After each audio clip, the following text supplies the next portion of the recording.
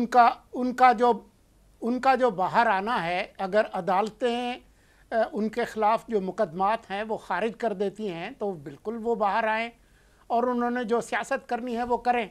PTI को भी सियासत करने की इजाज़त है, लेकिन उनसे पूछना चाहिए कि पहले 14 अगस्त को आपने यौम आज़ादी पर इस्लामाबाद पर यलगार की थी, अब यौम जमहूरियत 23 मार्च को आप इस्लामाबाद में एक कोई जलसा कर रहे हैं, तो आखिर आपको और कोई दिन नहीं मिलता।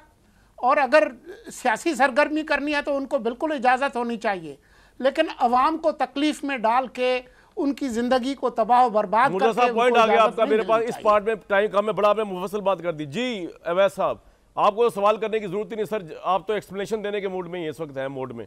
जी फरमाइए, 23 मार्च को क्यों कर रहे हैं जलसा? जवाब दें सोलंकी साहब को।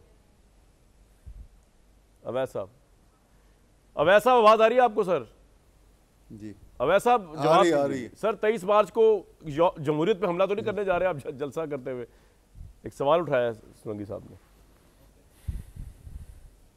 नहीं, 23 मार्च को मुझे तो इतना पता है कि मेरी बर्थडे है। Oh sir, happy birthday in advance sir.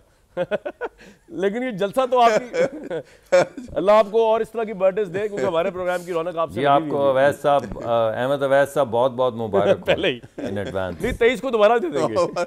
नहीं सर, मेहरबानी जनाब। देखिए मेरी बात सुने, अभी मुसद्दक साहब ये बात देखें, बात ये है कि मरहम का लफ्ज़ बड़ा अच्छा इस्तेमाल किया इन्होंने, वाह।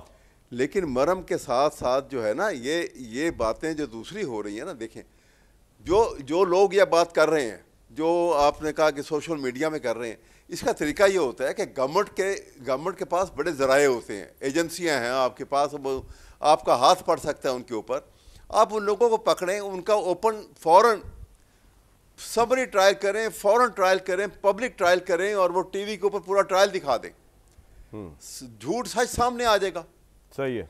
जब तक ये रेमेडियल मेजर नहीं करेंगे, इसी तरह से इलेक्शन का मैटर है ना, भुट्टो साहब ने भी, जब याद होगा उसमें आपकी हिस्ट्री पढ़ी होगी, उस वक्त आप छोटे होंगे सर कि उस वक्त भी जब बहुत हंगामे ज़्यादा हो गए थे तो आखिर में आके उन्होंने ये किया था कि उन्होंने फौरन कहा था कि इतने दिनों में हम ये सारे फैसले करेंगे। सर आपका बेंच बनाए गए थे। आपका पॉइंट आ गया। मुझे एक ब्रेक लेने के लिए कहा जा रहा है 1-1.5 मिनट से। साहब ने मरहम की बात बड़ी अच्छी की। अवैस साहब ने जिस तरह कंडेम किया पाकिस्तान के ऊपर, जिस तरह के अटैक हो रहे हैं फौज के ऊपर, जिस तरह के सोशल मीडिया, ये बड़ी अच्छी बात है।